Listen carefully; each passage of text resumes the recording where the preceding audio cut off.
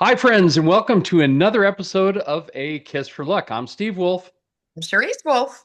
and we are ready to rock and roll. We have our guest, regular guest handicapper, we'll call him, Mike Crutchfield. How are you, Mike? I'm doing well, bright and early, ready to go. Thank you, Charisse, for reminding me about how big this card is. Oh my God. Yeah. And we are up right now. We were all up at what, like 5 o'clock this morning, ready to roll, get this podcast done. And Yep. it is race day. Let's go. Yeah, we got to get it out before the races start. But to wrap up last week, we had Track Gabe on. He had a near miss with a horse that was 15 to 1 morning line, got bet down fiercely to about 4 or 5 to 1, lost by half a head. But he did hit with Seismic Beauty, and that got us 540. And I hit with King of Gosford in the Shoemaker Mile at $10.80 at 4 to 1. So that one worked out pretty well with that dude Flavian Prat. You may hear from him again because he is at Churchill for this big card today. In fact, let's get to that big card. Mike, you got something for us down there? I do. Very excited. We're going to play the late pick five, starting in the seventh race. Charisse and Steve, and it's a $108 play. Really tough sequence, but we're going to see if we can narrow it down and get some winners here. All Beautiful. right. So we'll go ahead and start in the seventh race. Again, Steve, I'm going to use four horses. I'm going to use 2, 3, 5, 6, with Scipio actually dropping down to face easier company. And so there's some horses, in here that are really, really doing well. I think the 5 is the speed of the speed. And, you got some horses in there like World Beater number 6 and number 2, Discreet Dancer, who is getting better and who could upset this field. All right, sounds good. Let's go to the eighth race, the Shawnee, grade 3. Okay, the Shawnee, again, I think there's 3 horses in here that I really, really like. And I'm going to play the 1, 4, 6. And again, Hoosier Philly has raced at Churchill Downs 5 times and is 3 for 5 and has won 450,000 over that track. So that horse could wake up today. And of course, Where Is My Ring? The number 1, has faced Torpedo Anna and chased that one around the track. And then the number 6, Alpine Princess, who I'm going to make my top pick, who has actually caught some wet tracks that I think this horse, she didn't appreciate that. And I think getting back to the fast track is really going to help this horse. So again, 164 in race number 8. All righty, beautiful. And the ninth race is the Arlington, grade 3. Who do you have there? You know, I I usually like to listen to Steve when it comes to turf. I think Steve is a fantastic turf handicapper, and I'm always thinking, man, I wonder if Steve has this horse on his ticket. But so in the ninth race, I'm going to use 3 horses, 2 horses that I really think are going to really run really well, and that I'm going to use the 4, 8, 9, and Brilliant Birdie is a 9 who is 4 for 4 over that surface. 4 for Yep. 4 over that surface. All So right. obviously you have to put that horse in there, and Marcotti, has been facing better. So this might hit that horse right in the eye. And the long shot for value is number 4, Hershey. And I believe that's the same horse that you had, Steve, that paid you a handsome price. So it knows you nothing, right? Yeah, absolutely not. Yeah, first time out at Churchill, it was 25 to 1. I remember it like it was yesterday. It was a day maker, let's say. Yeah, good, good. So I added that one in there. And race number 10, I'm going to start off by saying I'm going to, and this is what I think I'm okay at picking vulnerable favorites. And Mystic Dan is listed as 4 to 1 on the line, and I just don't like the horse at all today. So I'm going to throw that horse all the way out, and I'm going to use 3 horses. I'm going to use the number 6, Hall of Fame, the number 7, Most Wanted, and my top pick is going to be the number 9, Post Time. Now that horse ran second in the Breeders' Cup this staff, at Del Mar. So and there's so much speed in that race, and it kind of sets up for that horse. So again, I'm going to use 679 with number 9 post time being my top selection. Beautiful, beautiful. Next race is the Regret Grade 3. What do you have there? Yeah, so finally to close this off, Steve and Charisse, I'm going to use two horses. The number 5 Classic Q is improving, and that horse over that strip a few weeks ago just absolutely freaked over that thing in a hand ride, and one off by 4 or 5. So I like that horse stepping up in class. And then, Steve, I'm learning my lessons from you on the turf and Flavien Prat. So I'm not going to leave out the number 7, Lush Lips. And again, I think Flavien mistimed the ride the last time, and that horse came flying just to get a little short. I think Flavien has his horse figured out now. He won't make the same mistake twice. So again, I'm going to use number 5 and 7, Classic Q and Lush Lips to close it out. Beautiful, beautiful. All right, so to recap it, we are going to go 2, 3, 5, 6 in the first leg with 1, 4, 6 in the second leg. And the third leg, we are going to go 4, 8, 9. And let's see, the fourth leg, we've got 6, 7, 9. And to wrap it up, the 5 and the 7. Beautiful, baby, beautiful. Good to hear. Hopefully you can get some value out of that. I see plenty of legs where you can. So let's win big. Why Yes. not, right? Yeah, I think it's a reasonable ticket. And like I always say, Steve, the horse players out there, if you see, if I haven't chose something that you like, please add it to the ticket or delete whatever you think you need to do, because that's important in handicapping. Sometimes handicappers see things that other handicappers don't see. And perfect example how I believe Steve sees turf races, better than most people. So again, don't be afraid to add a horse or take one out. 100%. Yep, I agree 100%. Charisse, do you have something for us? Well, I got some Belmont news, and I want to start it out by saying Friday, June 6th, Mr. Crutchfield has arranged for a very special guest on our podcast to be on with us the whole time to discuss the card at Saratoga for the Belmont races on Saturday, June 7th. Everybody tune in, hit that subscribe button so you're notified when we post. We're going to post it probably Friday evening. But we got a great super guest coming on with us. I just want to share what I'm showing for entries for the Belmont next Saturday. So far, journalism is still tentative. What I read today, Michael McCarthy leaning towards it, but not fully committing.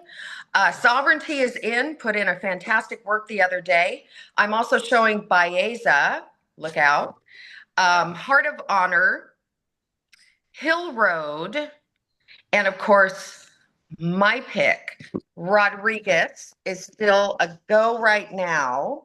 And then we've got two that are kind of on the sidelines. Todd Fletcher may enter Grande. And then Final Gambit. I didn't follow that horse in the Derby, but I hear he had a horrible trip. But we're going to know this Monday morning, 8 a.m. Pacific time. They are drawing for post position for the Belmont Stakes at Saratoga. So I got to go with Rodriguez, guys. What do you think? I think he's fresh. Let's make no mistake about it. And when you're talking about a long race like the Belmont, you've got to be fresh and ready. And so I think in the past, you look at the horses that have done well, like the ones that did well in the Kentucky Derby. It seems to be a pattern now, and we talked about this last broadcast about how the Triple Crown is tough, and it's tough for a reason. But what that also means is that these horses now tend to be a little more delicate than maybe they once were. So they will get this horse out there for the Derby, 1.25 miles, sometimes in the mud, bumping up against other horses, and they just pass the Preakness because they want to wait for the Belmont, and they know that's a longer race and it's a tough race to win. So I think you should look at the ones that maybe pass the Preakness, or the ones that maybe were injured, the ones that scratched. And I think Rapoli, you said, has got one in there, Grande, right? Correct. I mean, if he does go in there, you got to watch for those horses because those are the ones that are nice and fresh, and you got those fresh shooters. And remember, if you remember in the past, that's what a lot of these sneaky trainers would do. Like a Pletcher or an Asmussen or a Baffert. They'd try to beat somebody's Triple Crown chances out by sticking a horse in the Preakness or sticking them in the Belmont that they know could get the distance. Pletcher's famous for that one, where he puts in these distance horses in the Belmont because he's a New York guy, and he can steal away that Triple Crown or steal a big jewel of the Triple Crown. So I like to look for fresh horses personally. Well, we're going to know. Saratoga starts running on Wednesday. And let's see how the track plays. If it's speed favoring by Friday, I just think if Mike Smith jumps on, flies out to New York to ride Rodriguez, he's going to take him out front and say bye-bye at the top of the stretch if the horse is ready, which Baffert is not going to send anything out that's not ready. So Right. my money is going on Rodriguez. I may throw a couple of long shots in there, but I do love Sovereignty as well. So Yeah. I don't know. What do Yeah, you think? and I tell you I just if you watch the replay of the final quarter of a mile in the Derby, Baeza was eating up the ground. Yeah. Yeah. If it had been another 100 yards, he may have gotten second. So Yeah. I agree with Cherie. I'm gonna use Baeza, Sovereignty, and Rodriguez. And I think Baeza is going to get a much better trip than he got the last time and might trip out. And if he does, he's going to be awful, awful tough. Yeah, I agree. Yep. I Yep. agree. 100%. 100%. Well, okay, Charisse, do you have some picks for us? I do. I'm going to go to our home away from home. I'm going to go to Los Alamitos tonight, Saturday night's card. I'm going to do an early pick 4, and I'm showing post time tonight, 6:15 Pacific time, 9:15 Eastern. First race, Los Alamitos. I'm going to use 2 horses here. I'm going to use the 7, Sonic Breeze, and the 8, Don't Test Your Luck, with the man, Edgar Payeras, in the saddle. The second race, I am going to single the morning line favorite, number 6, Oscar's Mark, with my favorite thoroughbred jockey out there, Efrain Fernandez, for Angie Aquino. I'm going to single Oscar's Mark. Third race, I'm going to go 4 deep here in a short field. I'm going to use the 1. It's all about my wife. The saying that my husband says quite often. Sure. Sure. Oh, yeah. Number 2, Naka. Number 3, Hermelinda's Fancy. And finally, for the price in the pick 4, I got to use the 6, Twilight Moon, with Edgar Payeras.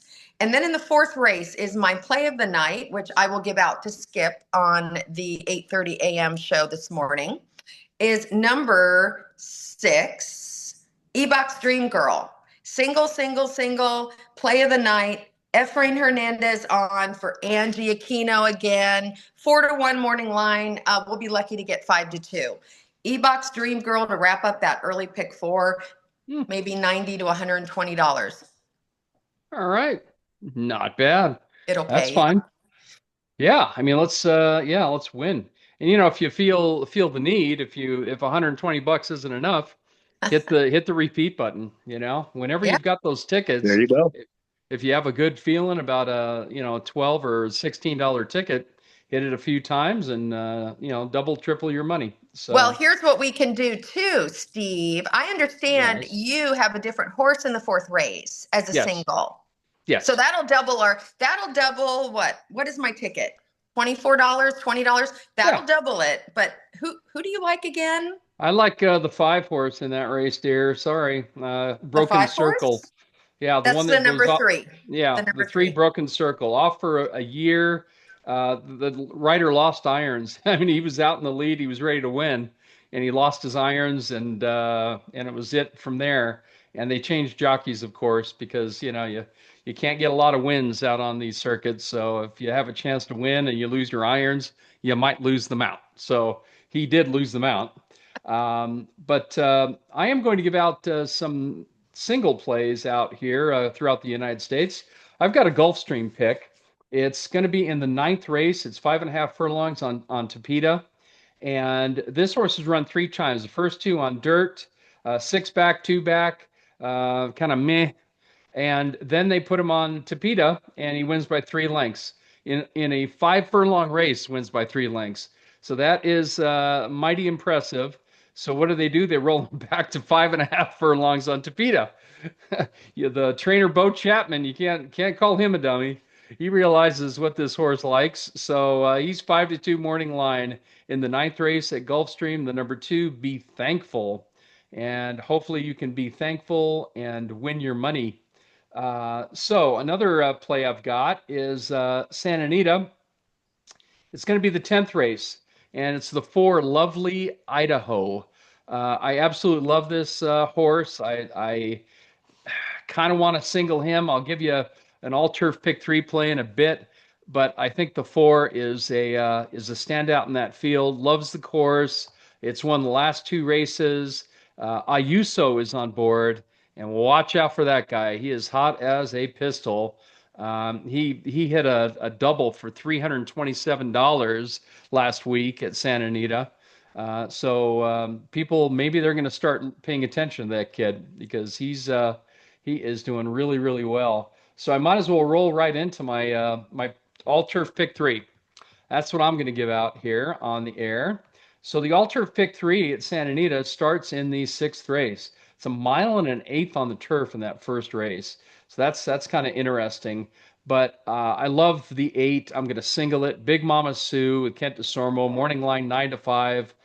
You're looking at a horse that has got a lot of upside. It can close and it will close on this course. Mile and an eighth. Kent on the turf. Everybody forgets that Kent is a fantastic turf rider, and when he's right, he's right. And lately, he's been right. So I'm going to single the 8 in the first leg there. And in the 8th race is the next in the turf pick three. It's 6 furlongs and it's a maiden 50, which, as we all know in California, maiden 50s roll the dice. I mean, there's people that are coming down, going up. There's first timers, all sorts of things in that race. I like about 5 or 6 horses, and it's a 9 horse field. So I'm not going to be that dummy that has 6 horses and one of those other 3 wins. So I am going Allberger in that race. I'm going to pick all 9 of them. I'm putting them all in. And then I'm going to skinny up on the back end as well. The 10th race finishes the picks, and that was the one I was talking about, Lovely Idaho, the 4. I could easily single that one, which would make it a $27 play. But I'm probably going to double it up and make it a $54 play with the 5 Invincible Molly with Hector Barrios and Jeff Mullins. Those two, you have to be hiding under a rock to know they're not scorching hot on the turf. And Hector is riding very, very, very well. If you really wanted to stretch it out and make it a larger ticket, then I would put in the 8 Beyond Lucky, and that one would certainly increase the ticket, but increase your value as well. So the 8 horse is the other one I'd throw in. So if you want to skinny it down, Lovely Idaho is my pick there, but you throw in the 5-8 if you want to make it a larger ticket. And that is my all turf pick three. And remember, it's a $3 base wager. So that means you got to put in a little bit more money, but the payouts have been fantastic. We've hit a couple of those recently, and they always overpay. And a low And takeout, right, Steve? Absolutely low takeout there on that wager as well. sure is. Yep, 15%. Yeah, I love it. And the other thing you got to watch for at Santa Anita too is that late double, the $5 double. They're going back to the traditional $5 double there, and that's a fantastic value too. You get one price, and it's gonna just jack it right up. So that's you got to look for that too. The pick three and the late double at Santa And Anita. Belmont's agreeing with you. I don't know if you hear him barking, but by your Yeah, office. But yeah, yeah. yeah, he And agrees and, with you. and speaking of Great. which, just to close the show here, we do want to say regret to inform everybody that knows us and knows our racing that our 13-year-old corgi Derby. I'm hearing Belmont in the background. He wants to chime in on this too because he's very sad as well. But our 13-year-old corgi Derby passed away last Sunday, and we will miss him greatly. He's been around for a lot of Kentucky Derbies. That's why we called him Derby. He was born on May 1st, and his first race that he saw was I'll Have Another Derby win by Doug O'Neill and Mario Gutierrez. So, Derby, we will miss you greatly, and see you soon. Anyway, um, I think that is it for us. Mike, you have anything to add today?